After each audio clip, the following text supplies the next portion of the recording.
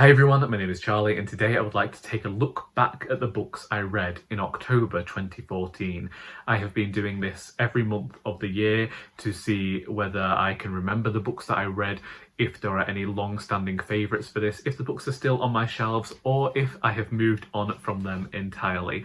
And yeah, so let's just get straight in with things with the Golem and the Djinni by Helene Wecker. I had asked for this book for the previous Christmas, and I can remember this actually took me a very lengthy time to read, and then I spent years waiting for the sequel, never to read it. I don't know if this book is still on my shelves.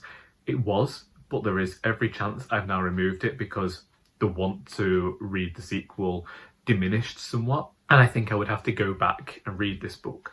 I was very enthusiastic about this book at the time. Since then, I don't really remember much about it other than it being one of those books I like because it's bringing magical things into a realistic setting. I remember there being a sense of longing and romance about the book, but that's it. Then we had Harry's Last Stand, which was by a man called Harry.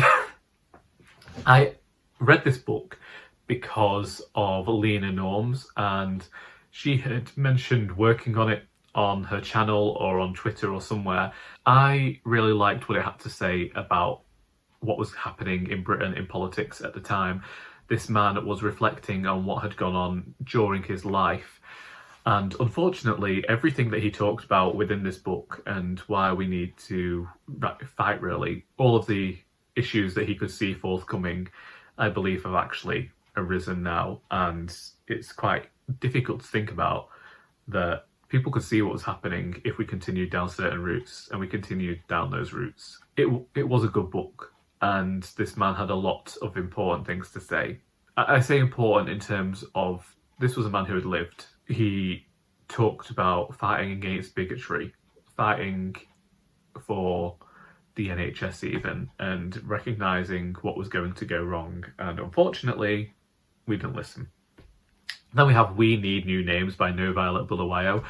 Tumblr made me give my original copy of this book away because it said this whole thing about how when you really enjoy a book, give your copy away, you can always buy another one and then just keep re-gifting it. But when I gave this book to my friend and then ended up missing this and ended up buying the exact same edition from the internet, because while I haven't reread this and Glory was probably not the follow-up people had expected from NoViolet Bulawayo, We Need New Names had a scene in the middle of it that was only 2 pages, but it was so cinematic. I recall just sitting there after I'd read it and feeling like I was never going to read anything like it again in just those 2 pages.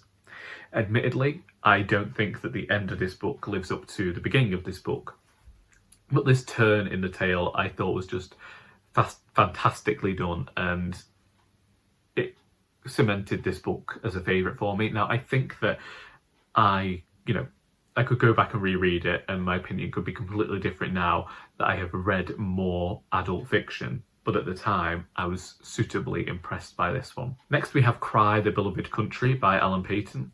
The friend that I gifted We Need New Names to gave me this book back in 2008 when we both started volunteering at the same time. I kept saying about the fact that I hadn't read it and feeling bad that I hadn't read it, and she said to me, no, but one day you'll find that the time is right, and the time was right. Having read We Need New Names, I needed something similar in tone, and I found it with Cry the Beloved Country.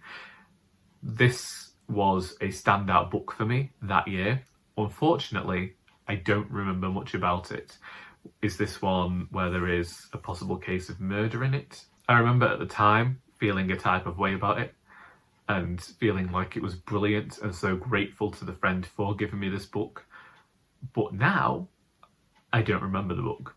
And it's funny how we laud these books above others. Like, so far I've got 3 books here, and it was 3 books in quick succession that I can remember when I gave star ratings. I believe I gave each of them 5 stars, thinking how I was having so good of a reading week. I read Harry's Last Stand on the 11th, We Need New Names on the 12th, and Cry the Beloved Country on the 12th as well. And yet, all these years later, I don't remember the books as well as I had hoped.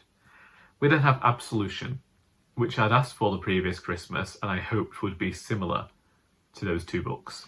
It was not. It was incredibly dry. I spent 6 days reading this book, which was actually a very lengthy time for me to spend on the book at the time. And I remember despising it, but because I'd been bought it as a gift, I didn't want to give it away or DNF it.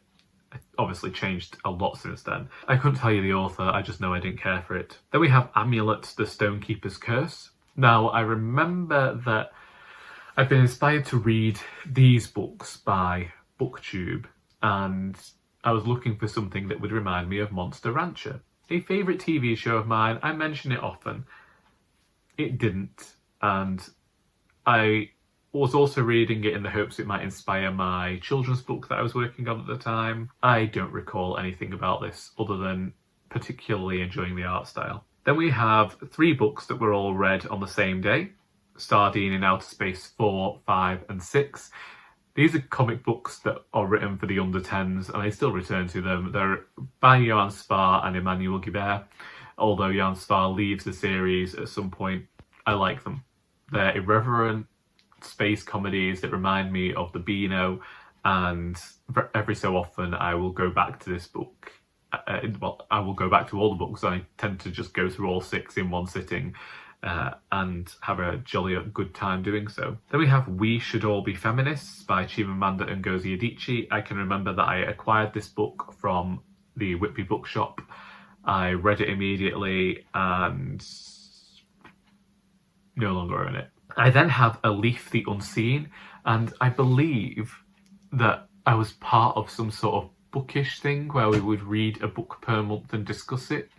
Either that or I had been gifted it. I don't remember this book at all. I think there was mention of a genie in there, but I'd have to look it up to gain any sense as to what the book was about. Then we have Shadow and Bone by Leigh Bardugo.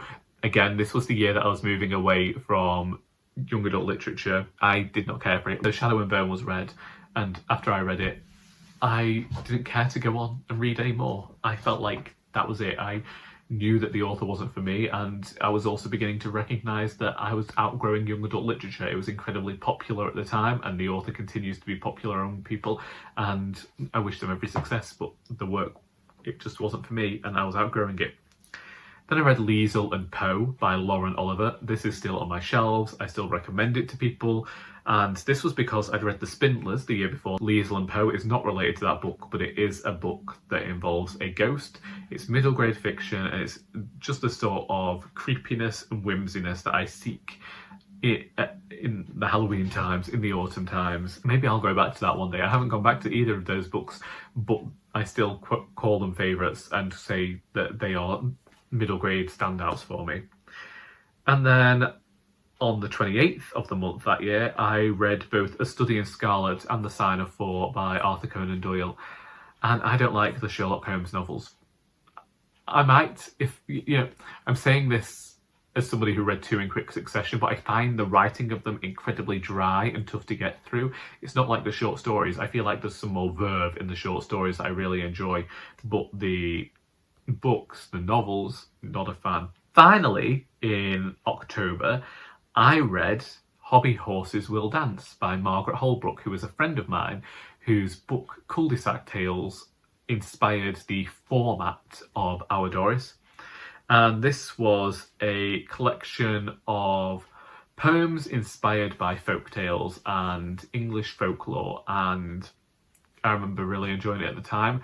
I'd heard a lot of the poems or read them before because Margaret was part of my writers group at this time, and we regularly supported each other. Margaret would give me tons of spots at her events when she was hosting them back in the day. I did actually have a few favourites from this month. From October 2014, I'd say that we have the most books still on my shelves from the books that I read. There's definitely 8 books still on my shelves from all of the books that I read in October 2014, and I think that's the most that I saved. So October 2014 was definitely a good month of the year for me. If you've read any of the books that I have mentioned in this video and would like to discuss them, then please feel free to do so in the comments.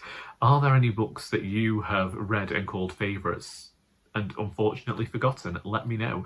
Let's have a big chat. I hope that you have got something out of this video, because until next time, that is all.